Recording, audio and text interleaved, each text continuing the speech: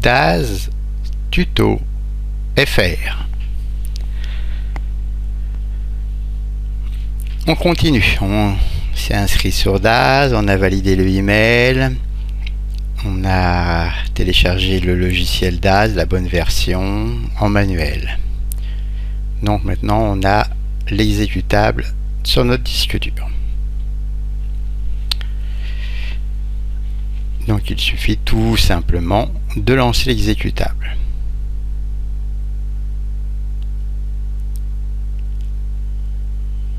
Cet exécutable va s'installer dans les répertoires que vous allez lui proposer.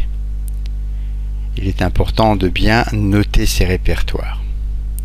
Donc ici, petite warning, voilà, comme on est d'accord avec la licence, à nouveau avec aussi, et là, customise DAS content. Très important, il va falloir bien renseigner nous-mêmes où on veut mettre les données. Alors, le logiciel dans ces programmes files et le contenu. Le contenu est ici dans ces programmes files Studio My Library.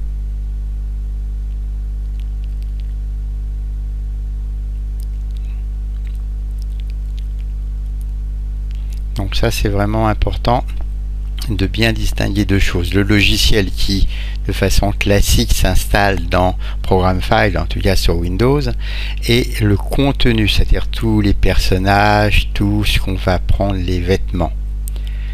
Donc ici, je les ai mis tous les deux au même endroit parce que j'ai un seul disque dur, mais on peut très bien dissocier et puis installer le logiciel sur C et mettre toutes les données sur D ou E ou F ou dans un répertoire complètement différent qu'on pourra gérer. Voilà. Ensuite, on voit ici qu'on nous propose d'installer le Content Management Service. Ça, c'est obligatoire et c'est ce qui va permettre à DAS de s'y retrouver, moins vous. Donc là, vous voyez ici, je le mets aussi dans C Programme File et l'autre aussi C Programme File DAS 3D, Content Management Service Database. Donc ça, c'est une base de données qui va répertorier un petit peu tout ce que vous mettez pour pouvoir vous y retrouver.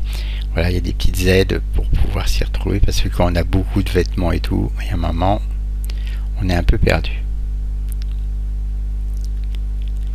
Voilà, donc là on voit que le système est en train de s'installer. Dans DAS, systématiquement, sauf si vous le précisez, il crée un non-installer, un logiciel de désinstallation. Voilà, vous voyez là 25%.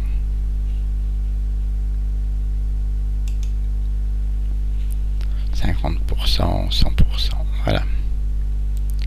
Donc là on est vraiment en train de travailler sur le désinstalleur qui prend toujours une dizaine, vingtaine de secondes. Ça prend pas mal de temps.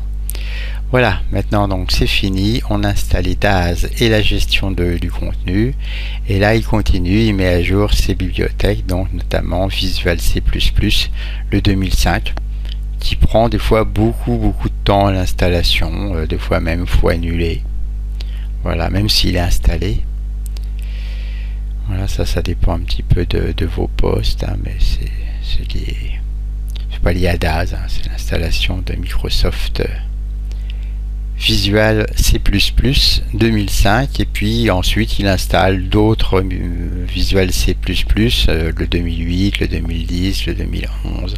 Donc tout ça, ça prend du temps, mais c'est juste à la première installation. Et même si c'est déjà sur votre poste, il le fait tout de même.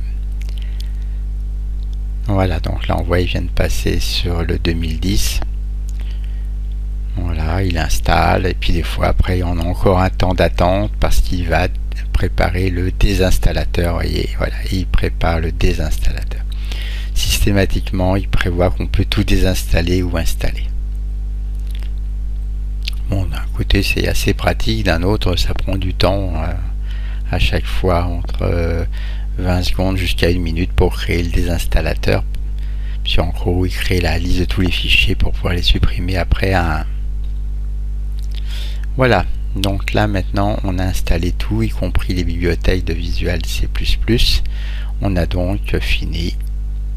On n'a plus qu'à valider. Il nous propose de lancer la documentation en ligne et puis la page de bienvenue.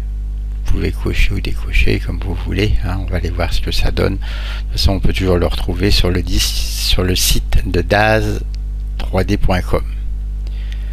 Donc là, si vous validez, il ouvre automatiquement dans votre navigateur de référence la page de documentation que voici. Vous voyez là, c'est comme il est entièrement en anglais, d'où l'intérêt pour moi d'être toujours sur Chrome avec le mot traduire.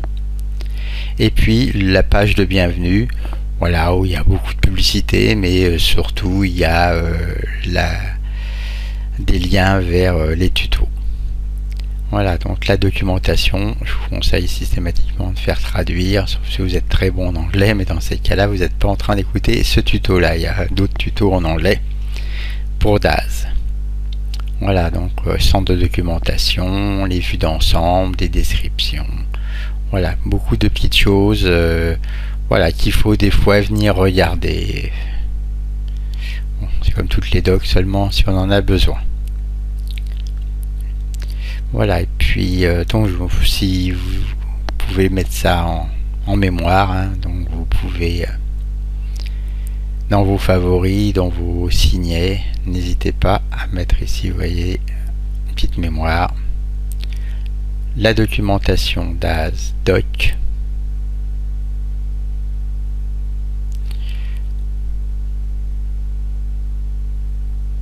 Et puis on va aller voir sur l'autre onglet, l'onglet de bienvenue. Bon, celui-là c'est donc beaucoup de publicité en général avec les nouveautés. Et puis une introduction à Daz qui vous envoie vers toutes les vidéos qui sont sur YouTube et qui vont vous permettre, en anglais bien sûr, de débuter Daz. Donc comme vous pouvez voir,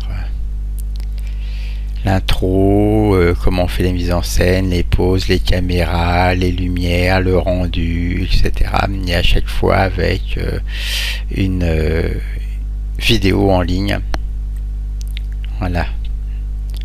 Souvent sur YouTube, donc gratuite, et puis des fois plus propriétaire. Donc là aussi, si vous avez envie, vous le mettez en mémoire, comme ça vous retrouverez facilement ces liens, mais vers une documentation en anglais qu'on peut traduire et les vidéos, bon voilà, qu'on peut pas traduire. Enfin donc le numéro de série, si vous venez d'installer votre logiciel, comment vous allez le retrouver? Ben, tout simplement vous cliquerez sur Account et puis ensuite My Serial Number et automatiquement vous voyez le numéro, vous le montrez et puis clic droit copier. Voilà, on reviendra dessus, mais voilà comment est-ce qu'on obtient tout simplement le numéro de série. Voilà, donc Daz est installé, mais il faudra l'initialiser. Ce sera l'objet du prochain tutoriel.